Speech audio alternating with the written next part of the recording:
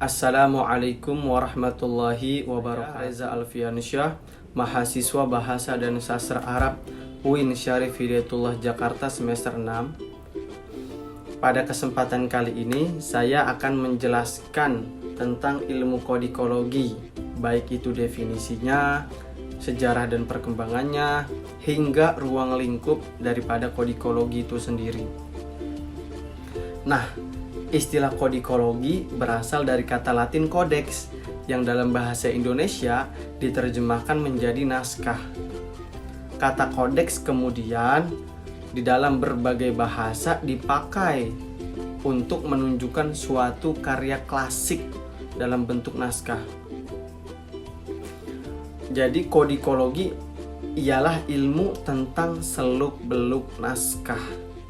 Nah, kalau kita mengacu pada The New Oxford Dictionary, disebutkan bahwa kodeks adalah manuskrip volume gulungan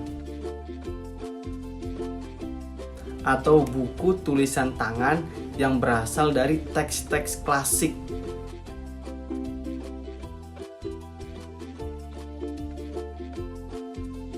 Pada awal perkembangannya, terutama pada awal abad pertengahan, pengertian itu berkembang menjadi setiap buku yang tertulis.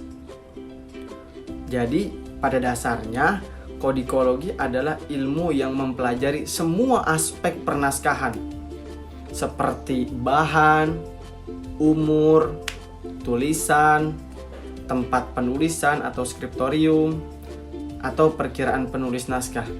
Nah, ilmu kodikologi merupakan ilmu baru dalam bidang studi naskah klasik.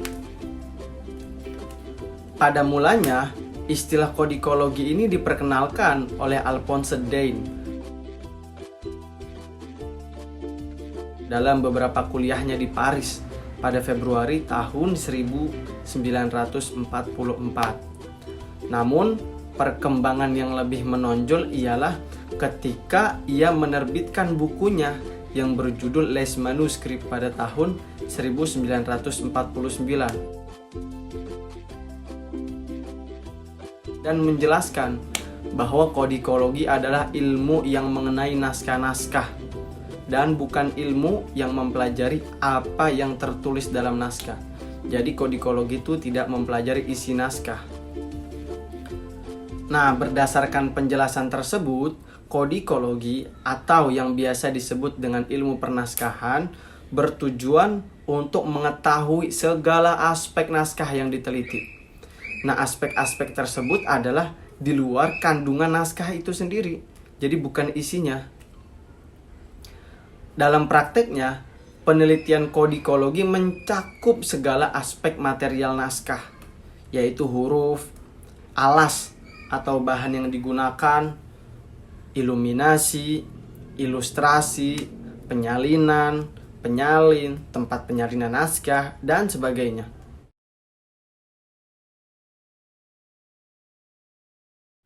Nah, penelitian aspek material naskah ini bertujuan mengungkapkan informasi naskah agar memperoleh informasi yang menyeluruh mengenai bahan naskah, penyalinan, dan tempat penyalinan naskah atau skriptorium. Nah, masalah kodikologi pernah ditulis secara khusus oleh Sri Wulan Rujiati Mulyadi tahun 1994 dalam bukunya Kodikologi Melayu. Sedangkan dalam kaitannya dengan manuskrip Nusantara, sebuah penelitian awal tentang naskah Nusantara pernah dilakukan oleh beberapa penulis barat dengan terbitnya beberapa katalog naskah, di antaranya oleh Jane Ball tahun 1889, kemudian oleh Brown tahun 1900, oleh Van Ronkel tahun 1909, oleh Henry Humbert Layer tahun 1980, dan oleh Kratz tahun 1989. Hal itu menunjukkan bahwa apa yang dilakukan oleh para peneliti itu merupakan langkah awal dalam usaha menginventarisasi naskah atau merawat naskah, melestarikan naskah manuskrip Nusantara. Nah, belakangan kemudian lahir beberapa buku katalog naskah Nusantara yang menyajikan berbagai naskah di seluruh tempat penyimpanan naskah di dunia. Seperti yang dilakukan oleh Henry Humbert Lawyer dan Pak Oman Faturrahman gitu dalam Khazanah Naskah, Panduan Koleksi Naskah-Naskah Indonesia Sedunia tahun 1999.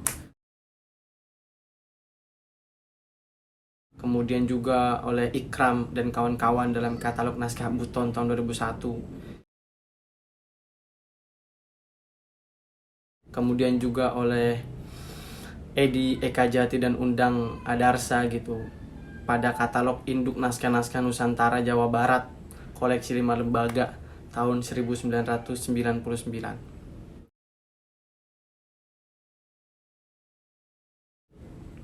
Jadi sederhananya, kodikologi adalah ilmu yang mempelajari segala aspek di luar kandungan naskah. Jadi fokus kajiannya itu bukan isi daripada manuskrip itu sendiri.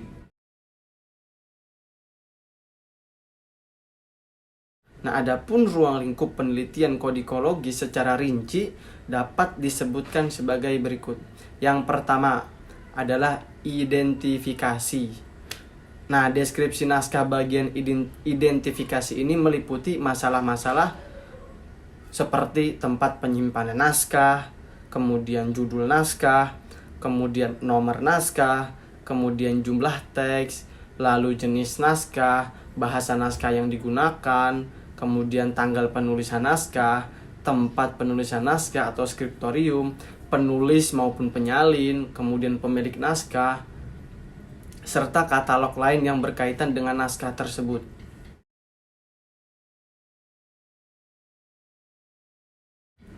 Kemudian setelah identifikasi yang kedua adalah bagian buku. Nah, bagian buku ini biasanya mendeskripsikan masalah-masalah mengenai ya seperti bahan atau alas yang digunakan untuk menulis manuskrip.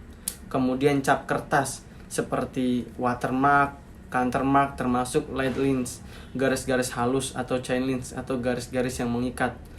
Kemudian setelah cap kertas, ya warna tinta yang digunakan untuk menulis manuskrip.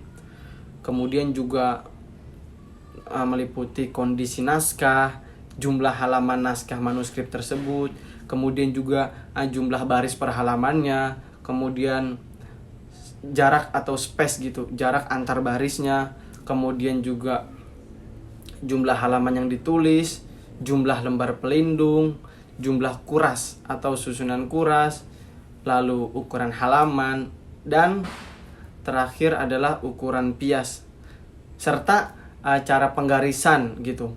Cara penggarisan termasuk aspek yang diperhatikan juga. Ya begitu juga kolom atau bukan kolom, kemudian penomoran halaman, sampul depan, dan sampul belakang. Nah, kemudian setelah buku, yang ketiga adalah tulisan. Nah, pada deskripsi naskah bagian tulisan ini meliputi aksara yang digunakan, kemudian jenis huruf atau hot, lalu jumlah penulis, nah kemudian tanda koreksi, lalu punktuasi, nah kemudian juga rubrikasi, kata-kata yang ditulis dengan tinta merah or ungu, kemudian juga hiasan huruf, lalu iluminasi, kemudian ilustrasi.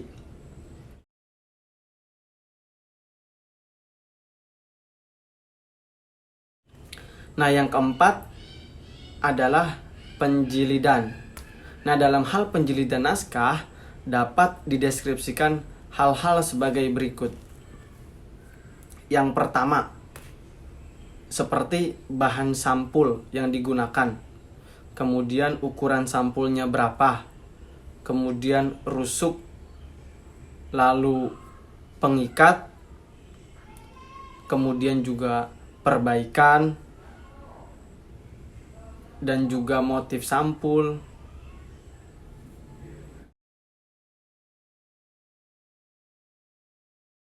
Nah, kemudian Setelah penjelidan, yang kelima adalah sejarah.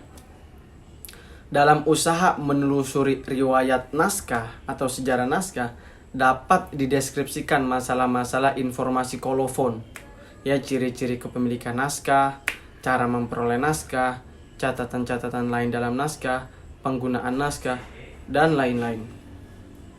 Sekian informasi tentang ilmu kodikologi, baik sejarah, baik definisi, sejarah dan perkembangan hingga ruang lingkupnya yang bisa saya jelaskan. Billahi taufiq wal hidayah. Wassalamualaikum warahmatullahi wabarakatuh.